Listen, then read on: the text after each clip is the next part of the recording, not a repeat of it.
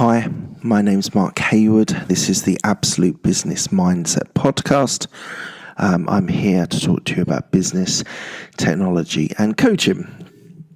So, what I want to talk to you about is something very personal and very down to every person that's involved in business. But I would say that it is the three critical things that mean that you can be successful. Whether that is an entrepreneur or whether that is a corporate employee who is driving for promotion or establishing at a grade. These are the three things that I think that you need to do. And I don't think any of them should be a great surprise to you, but equally, sometimes it's good just to hear them in a slightly different way or with a different focus than you would imagine. So that's what I'm going to try and do here. This is a very personal habits that you should be doing every day. Okay, so the first one I want to talk to you about is to be clear on what you want to be. So that means you need to have clarification in your objectives, where you want to be, your sort of end game. So that might be a partner, it might be a CEO, it might be any number of these different options of a very senior person. But equally, that might be something like being a manager to be able to provide for your kids or be available for your kids more. So I think those sorts of thoughts you need to be able to work out in your head and decide where you're going or where you want to go to. A lot of people are just blindly following a career path, a job, without really thinking about what they want to achieve.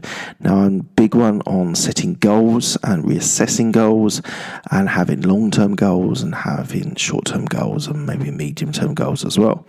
So it's important that you're able to work out what you want to be. There's a little bit of authenticity about it. You have to be true to yourself.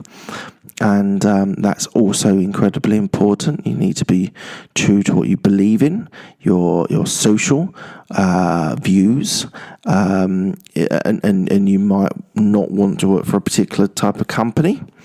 And if that doesn't work for you, then don't be unauthentic and be somewhere just for the money, because it is important whether you're a millennial or whether you're a baby boomer to work for a company that you believe in, and that might be a bank, that might be an oil and gas, it might be a charity, whatever it is. There's some of the more, say, controversial for different reasons type of industries, but if you're happy to work for them and you see benefit in them, then there's no disputing that they are a type of company which can reward very well. So I think it's important to understand yourself. I think before you start trying to influence others, or you've got to personally understand what you want to be and what you want to achieve. So that would be my first step on these three personal habits.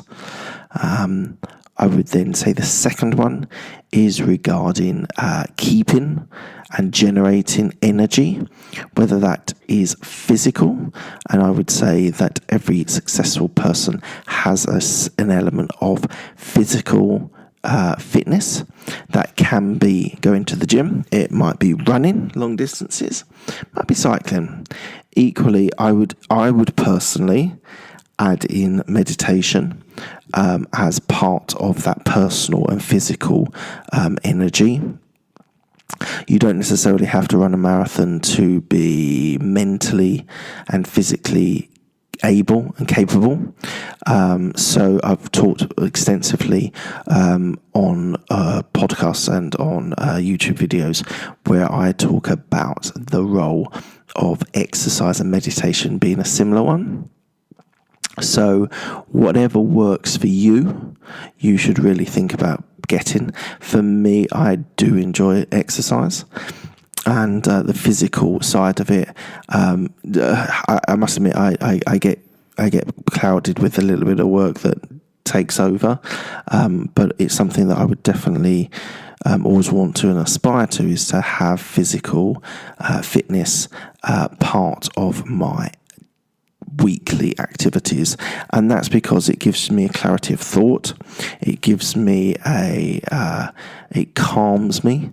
It makes me a little bit tired, which is no bad thing when you're dealing with lots of mental things at work. Now, this is the thing. This whole point is being able to balance. I'm assuming you're working hard, okay? If you're not working hard, then you're probably not listening to a business podcast. So we'll kind of take those people out of this conversation. So I'm assuming that you are working hard. You are mentally working, whether you're dealing with problems or whether you're dealing with projects, people, clients, any of the above. I'm imagining that you're working hard, and you might come home and it might be hard to switch off. Some people have that problem. I try to switch off. I'm not always successful on it, but I try to switch off as much as possible. But I feel that being physically tired and exerting myself physically means that when I get to the end of the day, I'm actually tired. And feel that I've worked hard, which is an achievement in itself. And I really don't like late nights rolling one side to the other on the bed because I'm not mentally relaxed or physically tired. So I would say that for anyone who's successful, you need to create a balance between being able to switch off, whether that's through meditation or podcasts, listening to things. Even watching TV can be relaxing. I know there's a split view on a lot of CEOs that think you should read instead of TV. Yes. But equally, I'm going to say that I do so much TV, and it is part of my life. It's not the only part of my life, and there's lots of other things that I do. But you need to work out what works for you. So this whole point about your energy, you need to understand where your energy points are, what part of the day they are. And use them for meetings, use them for speaking to people and understanding yourself on what drives you and what points you might need caffeine, you might need a walk, you might need to go to the gym, whatever it is. So I talked a lot there about is the sort of balance that you need to be able to perform, to be able to be personally fit and physically good. So that's important. And the third one is about drive. Okay? You need to work hard. I left that just for a second because I don't think anyone that's listening to this should be thinking, I'll take easy street. There is no easy street if you want to achieve and be successful. So I would say that you need to have drive. Now, drive comes from all different number of different places. It might come from might just be from you personally. It might be experiences that you've had, positive or negative. Both can play a factor in giving someone drive. I think once you get to sort of, can be later, but sort of mid-20s, maybe early 30s, you could pretty much know whether you want to be successful or not. Now, I actually came to the party a little bit later than most. I probably was into my 30s before I really took seriously a career. I have a drive that I want to achieve, and I want to be at a level where I'm happy and comfortable. And at the moment, in my current level, I'm not. So I have a drive to want to achieve and be better than I am now. And some of it is great. Some of it is money. Some of it is status. Some of it is sort of respect. There's any number of things that keep you driven. I know people that have had difficult upbringings, and they feel if they can get through that, then they can be anything. And in a lot of cases that does happen. So I would say that if you have that drive and intensity in your life, then it is a incredibly important thing, because if you do not have that, you will not be successful. And each of these three different things we've spoken about today all build into a idea that you need to have all these three components personally to be successful. So I think, and there's not a great deal more to talk about drive, because I think you either got it or you don't.